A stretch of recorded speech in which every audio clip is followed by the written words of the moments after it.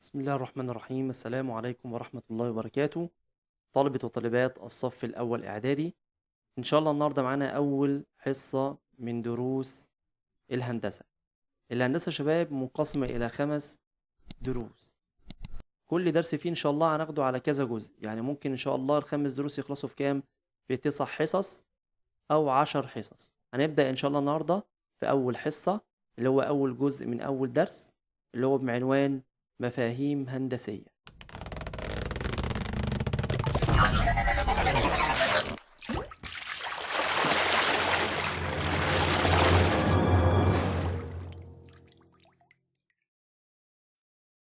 الجزء بتاع النهارده منقسم لجزئين، اول حاجه تعريفات مهمه، والجزء التاني مهم جدا اللي هو انواع الزوايا. التعريفات دي معظمها خدناها في ابتدائي قبل كده، هنراجعها ونفهمها اكتر. عندنا اول حاجه اسمها القطعه المستقيمه. طبعا القطعه المستقيمه يا شباب عباره عن ايه؟ عباره عن مجموعه من النقط، لو احنا وصلناهم ببعض هيعملوا حاجه اسمها ايه؟ هيعملوا قطعه مستقيمه، يعني ليها بدايه وليها نهايه. يبقى القطعه المستقيمه هي مجموعه من النقط المكونه من نقطتين مختلفين، يعني ممكن يسمي نقطة البداية اسمها ألف، ونقطة النهاية اسمها ب. نقطة البداية دي عند واحد ممكن تكون دي نقطة البداية وتكون دي هي نقطة النهاية، ممكن تكون عند واحد تاني تكون هي دي نقطة البداية وألف دي تكون نقطة مين؟ النهاية. طالما لها بداية ولها نهاية يبقى يمكن قياسها، وليكن دي مثلا لو قسنا بالمسطرة طولها كام؟ طولها 4 سنتي. لما أجي أعبر عنها أقول إيه؟ أقول ألف ب، واحط فيها شرطة كده. يعني ايه شرطة دي؟ الشرطة دي معناها ان دي اسمها القطعة المستقيمة ألف ب. تمام كده. وممكن واحد تاني يسميها لي يقول لي برضو القطعة المستقيمة اللي اسمها ايه؟ اللي اسمها ب ألف. انا قلت لك ممكن تكون دي بداية واحد او ممكن تكون دي بداية واحد تاني، يعني واحد شايف من جهته ان دي البداية ويكون واحد في الناحية التانية شايف ان دي البداية. اذا القطعة المستقيمة ممكن اقول ان دي البداية، اقول ألف ب، او ممكن اقول ان دي البداية ب ألف، مش هتفرق. يبقى هي مجموعة من النقط المكونة من نقطتين مختلفين لها بداية ولها نهاية، طبعا ويمكن قياس طولها، وليس لها اتجاهات. يعني ايه ليس لها اتجاهات؟ لو هنا في سهم يبقى كده دي فيها اتجاه يمة اليمين، ولو هنا في سهم يبقى اسمه اتجاه مين؟ يمة اليسار. طبعا القطعة المستقيمة ليس لها اتجاهات. تمام كده. طيب وقلنا ورمزها ايه؟ القطعة المستقيمة اللي اسمها ألف ب، أو ممكن أقول عليها ايه؟ القطعة المستقيمة ب ألف. طب طول ألف ب بيساوي طول ب ألف بيساوي كام سنتي؟ 4 سنتي. يبقى أنا كده خدت أول تعريف اللي هو القطعة المستقيمة. التعريف التاني معايا يا شباب اللي هو الشعاع. طيب احنا من شوية قلنا القطعة المستقيمة لها بداية وليها ايه؟ وليها نهاية. يعني ممكن تكون هي دي مثلا معانا البداية اسمها ألف، والنهاية مثلا أو دي التانية اسمها ايه؟ اسمها ب. يبقى ألف ب كده قطعة مستقيمة لها بداية اسمها ألف وليها نهاية اسمها ايه؟ ب. لو أنا مديتها من إحدى الطرفين بتوعها عملت هنا سهم، يعني لها اتجاه، كده بقت اسمها ايه؟ بقت اسمها شعاع. يبقى الشعاع له بداية وليس له نهاية. طب طالما ليه بداية وملوش نهاية يمكن قياسه؟ لا يمكن قياسه. يبقى تعريف الشعاع هو ايه؟ هو مجموعة من النقط لها بداية وليس له نهاية، ولا يمكن قياس طوله، وله اتجاه واحد اللي هو يمة اليمين أو يمة الشمال. أو ممكن أقول تعريف تاني هو عبارة عن قطعة مستقيمة ممتدة من إحدى طرفيها بلا حدود. طيب لما أجي أعبر عن الشعاع بعبر عنها إزاي يا مستر؟ أقول مثلا البداية بتاعتي اسمها إيه؟ اسمها ألف صح؟ والنهاية اسمها ب. يبقى أحط النقطة بتاعت البداية هنا ويمة الناحية التانية إيه؟ السهم بتاعي. يبقى كده الطريقة الصحيحة. يبقى هنا البداية عندي ألف والنهاية إيه؟ يمة ب. تمام؟ طب لو في حد قال لي طب أنا بقى هعمل إيه؟ أقول ب ألف وراح حاطط هنا إيه؟ نقطة البداية وهنا إيه؟ السهم بتاعي. كده بقت غلط، كده بقت حاجة تانية خالص. طيب تيجي نعبر عنهم صح؟ ألف أهو، يبقى دي بداية الألف، ويمة ب يمة إيه؟ اللي هو اللا نهاية بتاعته، يبقى دي اسمها ألف ودي اسمها ب. طيب بالنسبة لدي، دي هيبقى ينطق، هيبدأ هنا مين؟ هيبدأ بالبداية وهيبقى هنا يمة مين؟ يمة النهاية. يبقى هنا ب وهنا ألف. تمام؟ يبقى إذا ألف ب أو الشعاع ألف ب لا يساوي الشعاع ب ألف. يبقى دوت مختلف عن مين؟ عن دوت. تمام؟ كده أنا خلصت كام تعريف؟ خدت تعريفين، خدت القطعة المستقيمة وخدت الشعاع. التعريف التالت معايا اللي هو الخط المستقيم. الخط المستقيم برضه يا شباب هو ايه؟ عبارة عن قطعة مستقيمة اللي اسمها ألف واسمها ب. تمام؟ طيب الشعاع افتكر معايا من شوية، الشعاع كان عبارة عن ايه؟ عبارة عن قطعة مستقيمة ممتدة من إحدى طرفيها. تمام؟ اما الخط المستقيم هو برضو قطعة مستقيمة ممتدة من ايه؟ من طرفيها، يعني الطرف اليمين والطرف الشمال، يعني ليس له بداية وليس له نهاية. يبقى هو عبارة عن قطعة مستقيمة ممتدة من جانبيها، ليس لها بداية وليس لها نهاية، ولا يمكن قياس طوله. طبعا طالما ليس له بداية وليس له نهاية، إذن إيه؟ لا يمكن قياس طوله. طب لو جاي أعبر عنه إزاي يا مستر؟ بقول مثلا ألف ب، وأحط فوق شرطة بس لها إيه؟ سهمين، سهم يمين وسهم شمال. يبقى دي اسمها كده رمز مين؟ رمز المستقيم أو الخط المستقيم. يبقى كده الخط المستقيم اللي اسمه ألف ب. تمام؟ خد بالك عندي ملاحظة مهمة جدا، أنا بدأت في الأول خالص وقلت لك بالقطعة المستقيمة، صح كده؟ يبقى دي أصغر حاجة فيهم. قلنا القطعة المستقيمة لو احنا مديناها من طرف هيبقى اسمه شعاع، طب لو مديناها من الطرف التاني كمان بقى اسمه ايه؟ بقى اسمه مستقيم. يبقى القطعة المستقيمة جزئية من مين؟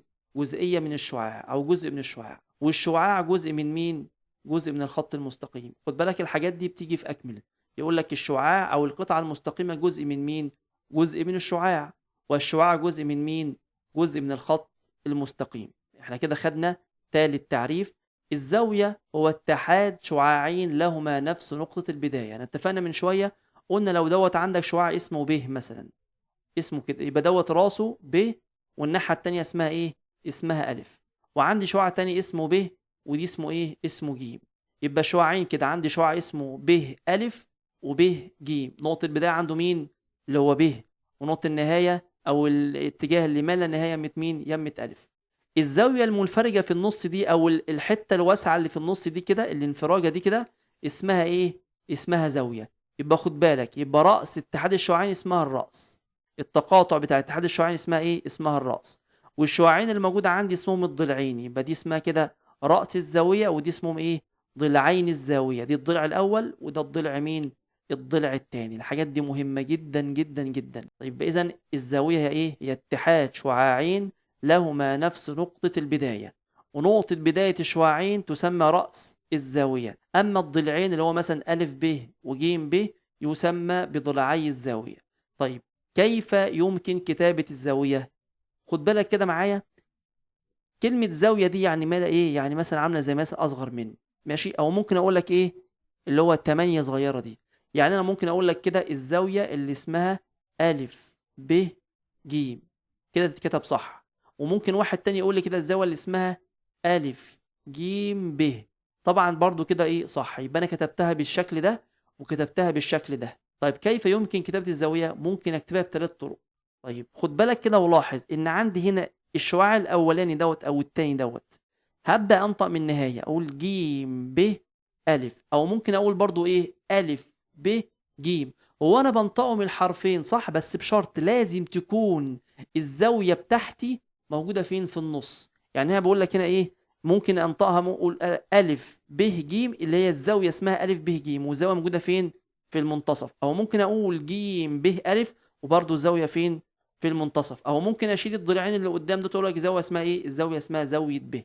يبقى كده صح وكده صح وكده صح. يبقى انا كده خدت تعريف الزاويه. طيب ازاي بقى نقيس الزاويه؟ هناخدها كمان شويه، خليك معايا. بصوا يا شباب، احنا اتفقنا من شويه قلنا ان مثلا دي كده زاويه صح، انا عندي شعاع وعندي شعاع تاني، الاتنين اتحدوا في ايه؟ اتحدوا في نقطه، النقطه دي اسمها راس الايه؟ راس التقاء الشعاعين، يبقى دي اسمها الزاويه. يبقى الكورنر ده اسمه ايه؟ اسمه الزاويه. يبقى ايه هي الزاويه؟ الزاوية قلنا اتحاد شعاعين لهما نفس نقطة البداية. طب ازاي بقيس الزاوية؟ بقيسها بأداة ايه؟ بقيسها بأداة المنقلة. عارفين المنقلة؟ بقيسها بالايه؟ بالمنقلة. يبقى المنقلة بقيس بها الزاوية. تمام؟ طيب هو ايه بقى قياس الزاوية؟ هو العدد الدال على مقدار الانفراج. عارف الحتة دي اللي هو الوسعية الصغيرة دي كده؟ دي اسمها الانفراج الحادث بين الضلعين. وتقاس الزاوية بوحدة مين؟ بوحدة الدرجة. بوحدة الدرجة يعني ممكن اقول لك هنا 20 درجة، 30 درجة، 50 درجة، 70 درجة، حسب نوع ايه؟ حسب درجة الزاوية بتاعتي. يبقى يمكن وتقاس الزوايا بوحدة الدرجة وأجزائها. طب أنا عارف الدرجة خدتها قبل كده، إيه أجزاء الدرجة دي بقى؟ الدرجة اهي اللي هي رمزها مين؟ اللي هي رمزها رمز الخمسة الصغيرة دي بتحط فوق الرقم. أما الفتحة الصغيرة دي اسمها إيه؟ اسمها الدقيقة. دي اسمها إيه كده يا شباب؟ اسمها دقيقة. طب لما يكونوا فتحتين اسمها ثانية، عاملة زي الساعة. يبقى خد بالك كده، أنا عندي كده إيه؟ الدرجة بتتقاس أو الزاوية بتتقاس بإيه؟ بتتقاس بحاجة اسمها الدرجة، دي أكبر حاجة. طب واللي تحتيها الدقيقة، واللي تحتيها الثانية. طيب الدرجة رمزها قلنا 5 صغيرة، الدقيقة فتحة واحدة، طب الثانية فتحتين فوق بعض. طيب الدرجة بتساوي كام دقيقة؟ الدرجة الواحدة بتساوي 60 دقيقة، ده الدرجة أكبر من الدقيقة، والدقيقة الواحدة بتساوي 60 ثانية. 60 ثانية. هو أنا لما أجي أكتب قياس الزاوية بعبر عنها إزاي بالرياضة أو بالهندسة؟ لما أجي أقول لك عايز قياس الزاوية اللي اسمها مثلا وليكن دي اسمها ألف ب ج، حاجه اقول لك كده قياس يعني قاف دي يعني كلمه قياس، تمام كده اختصار لكلمه قياس. قياس الزاويه اللي اسمها ايه؟ الف ب. او ممكن واحد تاني يقول لي قياس الزاويه اللي اسمها الف ب ج، برضو كده ايه صح، يبقى انا اعبر عليها باي طريقه من دولت الاتنين صح. اهم حاجه اعرف ايه؟ ان قاف دي رمز كلمه مين؟ اختصار لكلمه قياس. وعرفت ان الدرجه بتساوي 60 دقيقه والدقيقه بتساوي 60 ثانيه. هناخد دلوقتي الجزء الثاني من الدرس، ودوت اهم جزء معانا النهارده، اللي هو مين؟ انواع الزوايا. اهم جزئيه النهارده معانا في الجزء دوت من الدرس اللي هو انواع الزوايا. احنا قبل كده في ابتدائي خدنا كام نوع من الزاويه؟ خدنا 4 انواع من الزوايا. كان اول زاويه اسمها زاويه ايه؟ زاويه مستقيمه. زاويه مستقيمه، ودي كانت قياسها قد ايه يا شباب؟ 180 درجه، تمام. بعد كده كان عندنا زاويه حاده. ايه الزاويه الحاده دي؟ اللي هي اقل من 90 درجه واكبر من ايه؟ واكبر من الصفر. طب لو كانت الزاويه بتساوي 90 يبقى اسمها زاويه قائمه. يبقى الزاويه القائمه كانت بتساوي كام؟ 90 درجه. طب لو كانت الزاويه بتاعتي اكبر من 90 واقل من 180 يبقى اسمها زاويه منفرجه. زاويه ايه؟ منفرجه، اللي هي دي اكبر من 90 واقل من 180 درجة. دول 4 زوايا خدناهم فين؟ في ابتدائي. عندي بقى السنة دي في نوعين جداد، اللي هو مين؟ اللي هو الزاوية الصفرية والزاوية المنعكسة، بالإضافة للأربع زوايا بتوعنا دول. طيب الزاوية الصفرية اللي هي إيه الزاوية الصفرية؟ هي زاوية قياسها من اسمها زاوية صفرية، أو زاوية يعني قياسها بيساوي كام؟ بيساوي صفر. دولت ينطبق ضلعيها، يعني مثلا إزاي؟ لو أنا عندي ضلع كده أهو، ماشي، لو أنا حطيت ضلع تاني كده جنبه بقى فيه انفراجة، صح؟ يعني دي بقت زاويه ايه؟ بقت زاويه حاده. لا ارجع تاني كده، يعني الضلع التاني الاتنين على نفس الايه؟ نفس الخط. الضلع التاني منطبق على الضلع الايه؟ الاولاني، اذا الزاويه بتاعته زاويه صفريه. يبقى الزاويه الصفريه قياسها بيساوي صفر، ينطبق ضلعيها الاتنين منطبقين على بعض اكنهم خط واحد، تمام. اما الزاويه الحاده خدناها من شويه، قلنا هي ايه؟ زاويه قياسها اكبر من صفر واقل من كام؟ من 90. اكبر من صفر واقل من ايه؟ واقل من 90. يعني وليكن ان الزاويه ان 90 دي كده اهو، تمام، دي زاويه قائمه. طبعا طالما اقل من 90 يبقى زاويه ايه؟ زاويه حاده. ان شاء الله تكون حتى كام؟ لو حتى 89 ونص، تمام. 89 ونص ما جاش 90 يبقى زاويه ايه؟ زاويه حاده. طيب الزاويه اللي بعد كده الزاويه القائمه، ودي طبعا ايه؟ زاويه معروفه واحنا خدناها طول عمرنا، اللي هي ايه؟ عباره عن عمود على ايه؟ على خط. ودي اسمها كده زاويه قائمة، بتساوي كام؟ 90 درجة وانت مغمض، لا أقل ولا أكتر. طب الزاوية اللي بعدها الزاوية المنفرجة. طب الزاوية المنفرجة يا شباب احنا عارفينها ان هي ايه؟ ان هي قياسها أكبر من 90 وأقل من 180. يلا بينا، 90 بتاعتنا اهي، طالما أكبر من 90 يبقى دي زاوية ايه؟ طالما أكبر من 90 يبقى دي زاوية منفرجة. تعالى كده اهو، دي كده بقت أكبر من 90، يبقى نوع الزاوية زاوية ايه؟ زاوية منفرجة قياسها أكبر من 90 وأقل من كام؟ من 180. الزاوية اللي بعد كده الزاوية المستقيمة. أنا عندي ضلعين، خد بالك إن دي مختلف عن الأولانية، تمام. آدي ضلع، الضلع ده تنه يكبر يكبر يكبر لغاية لما إيه؟ بقى راح الناحية التانية، بقول الاتنين على نفس الاستقامة، تمام. بقول الاتنين على نفس الإيه؟ الاستقامة. يعني الزاوية المستقيمة دي لو أنا عندي زاوية 90 كده عبارة عن زاويتين 90، زاوية 90 هنا وزاوية 90 هنا، لو جمعتهم هيساوي كام؟ هيساوي 180 درجة. يبقى الزاوية المستقيمة قياسها قد ايه يا شباب؟ 180 درجة. الحاجات اللي موجودة قدامك دي كده هشرحها لك كمان شوية. طب الزاوية الأخيرة هي الزاوية مين؟ الزاوية المنعكسة. طالما الزاوية عدت ال 180 بقى اسمها زاوية ايه؟ زاوية منعكسة. عدت ال 180 اهي، يبقى الزاوية دي اسمها زاوية منعكسة، بس لها شرط انها تكون أقل من 300 وكام؟ و60. يعني قياسها أكبر من 180 وأقل من 360. يبقى اعمل ربط بين الزاوية المنعكسة وال 360 و60 هنعرفها بعدين. لاحظ معايا كده ان الزاويه القائمه بتساوي كام درجه؟ 90 درجه. طب انا ممكن اكتبها بالايه؟ بالارقام الجديده. يلا بينا. اللي هو 89 درجه و60 دقيقه. و60 ايه؟ و60 دقيقه. خد بالك ان هو 60 دقيقه يعني بقت كام كده؟ بقت 1 درجه الواحد دقيقه يدي 79 يدي 89 هيبقى كام؟ هيبقى 90. يبقى ال 90 درجه بتساوي 89 درجه و60 دقيقه، اللي هي برضو بتساوي 89 درجة و59 دقيقة و60 ثانية. طب ازاي يا مستر؟ ما هو ال60 دي يعني بقت واحد ايه؟ بقت 1 دقيقة. هيدي الدقيقة واحد هتبقى كام؟ هتبقى 60. توم ال60 تدي 89 واحد هتبقى كام؟ هتبقى 90. يبقى دي بقت زاوية ايه؟ زاوية قائمة. هناخدها كمان شوية تدريبات. طب الزاوية المنفرجة طبعا قلناها ايه؟ اكبر من 90 واقل من 100 ايه؟ 180. الزاوية برضو المستقيمة زي الايه؟ زي الزاوية القائمة. المستقيمة 180 ممكن اقولها برضو بيساوي كام؟ 179 درجة و60 ايه؟ و60 دقيقة. لان 60 دقيقة دي بقت كام؟ بقت 1 ثانية. بقت قصدي 1 درجة، والدرجة تدي اللي جنبها واحد هتبقى دي 100 وكام؟ هتبقى 180. طالما بقت 180 تبقى زاوية ايه؟ زاوية مستقيمة. ممكن انطقها تاني بالدقايق والثواني؟ ممكن اقول 179 درجة و59 دقيقة و60 ثانية. طب 60 ثانية يعني 1 دقيقة صح؟ والواحد دقيقة تدي للإيه؟ الواحد ثانية تدي للواحد، تدي للدقايق واحد هتبقى كام؟ هتبقى 60. ال60 تدي للدرجة واحد هتبقى كام؟ هتبقى 180. أصبحت برضه زاوية إيه؟ زاوية مستقيمة.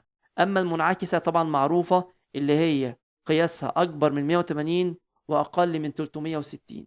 ركز معايا في الحتة الجاية دي، حتة مهمة، وبعدين ناخد تدريبات هل احنا خدناه كله من أول الدرس لآخر الدرس. بصوا يا شباب، الزاوية زائد الزاوية المنعكسة لها بتساوي كام؟ بتساوي 360 درجة. يعني مثلا أنا عندي كده زاوية، دي زاوية مستقيمة صح؟ الزاوية زادت بقت زاوية إيه؟ منعكسة صح؟ يعني دي زاوية منعكسة. طب لو قفلت الزاوية التانية كمان بقت عبارة عن إيه؟ بقت عبارة عن دايرة. طيب يبقى دي كده زاوية مثلا، وليكن إن دي كده 100 وكام؟ وليكن إن مثلا 190، يعني اكبر من 180. طبعا الباقي عشان تبقى 360 هطرح 360 اطرح منهم 190 هيديك الزاويه الثانيه. يبقى الزاويه دي كده 170 والزاويه دي كام؟ 190 مجموعهم هيساوي 360. يبقى الزاويه زائد المنعكسه لها بتساوي كام؟ 360 درجه. طب هو لما بيجيبها لي في الامتحان او في المسائل بيجيبها لي ازاي؟ بيجيب لك الزاويه ويقول لك اوجد الزاويه المنعكسه لها. ناخد مثال عليها، يلا بينا. بيقول لك اذا كان قياس الزاويه اللي اسمها ا ب ج بيساوي كام؟ 130 درجه. طب هو عايز ايه؟ فان قياس زاويه ا ب ج المنعكسه لها بتساوي كام؟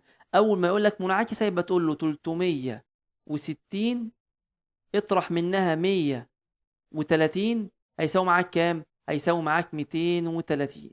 يبقى اذا 360 ناقص 130 هيساوي معاك كام؟ 230 درجه. تمام؟ يبقى الزاويه المنعكسه للزاويه 130 بيساوي كام؟ 230 درجه. طب لو جمعتهم مع بعض اجمع كده، صفر وصفر هو الصفر.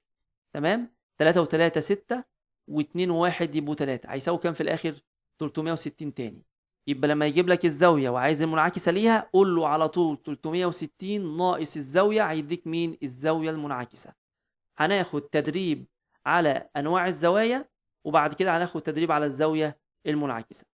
التدريب الاول بيقول لك اذكر انواع الزوايا التي قياس كل منها. اول واحده كام؟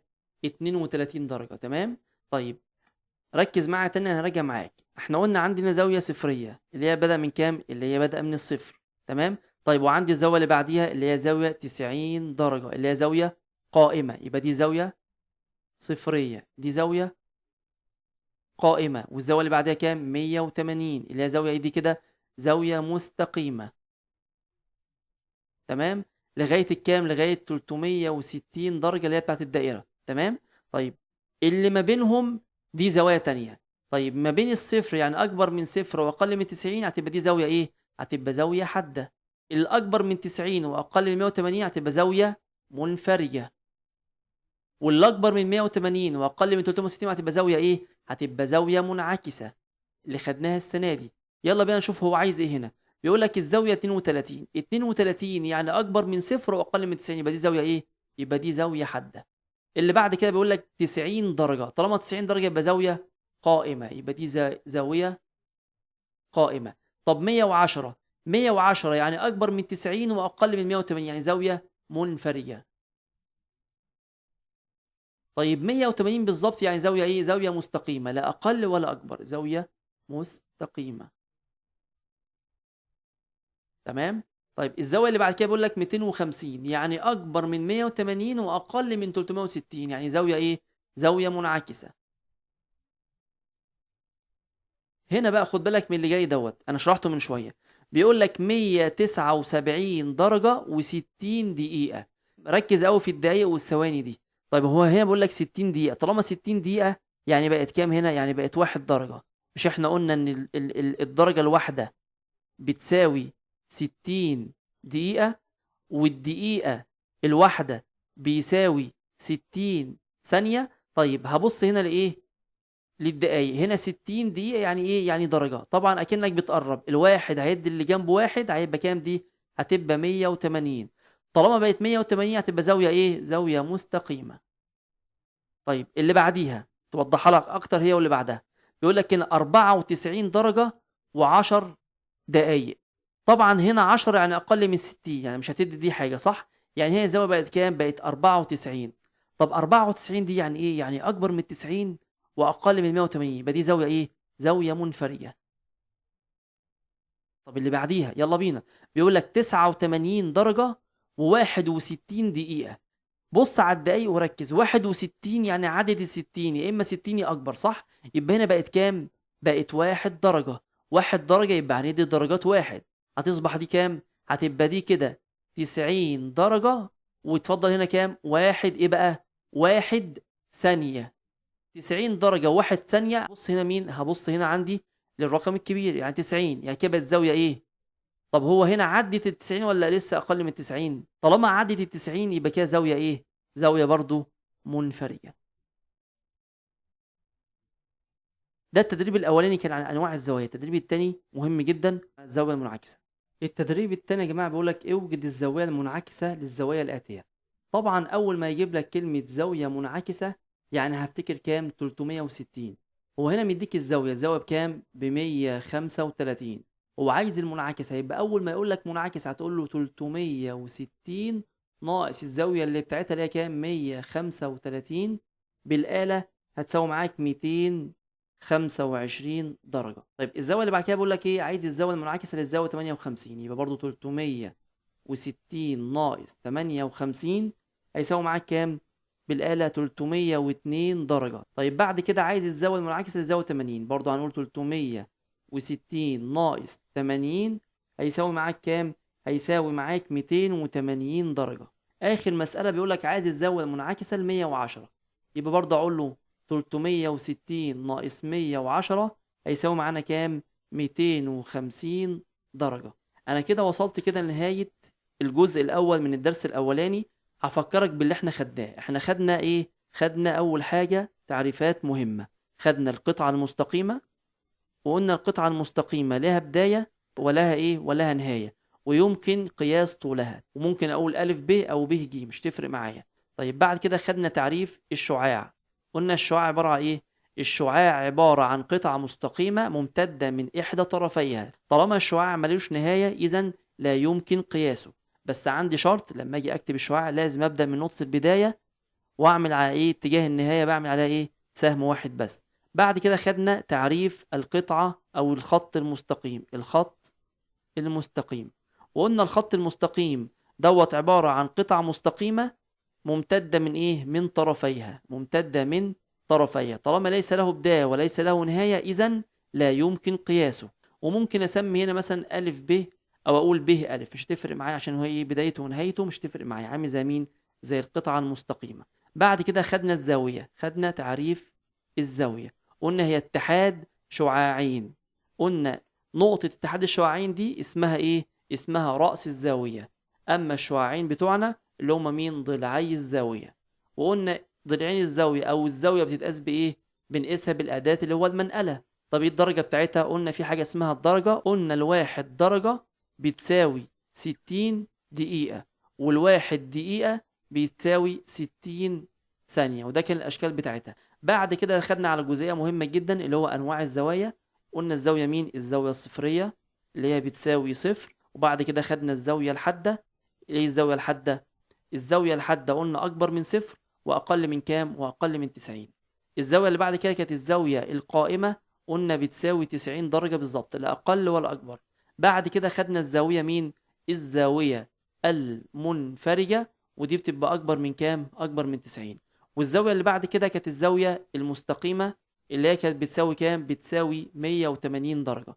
طب لو أكبر من 180 تبقى اسمها زاوية منعكسة. زاوية منعكسة. انتوا خدت الحاجات دي كلها السنة دي، بس بإضافة لمين؟ لحاجتين جداد اللي هو الزاوية الصفرية والزاوية المنعكسة. قلنا بالنسبة للزاوية المنعكسة الزاوية زائد المنعكسة لها بتساوي كام؟ 360 درجة. يعني لو عايز الزاوية المنعكسة هنقول 360 ناقص الزاوية. ناقص مين؟ ناقص الزاوية عشان نجيب الزاوية المنعكسة. لحد كده خلصنا الجزء الأول من الدرس الأول. لو أنت مش عامل اشتراك للقناة اعمل اشتراك وفعل زر الجرس عشان يجيلك كل جديد، وما تنسناش باللايك والشير.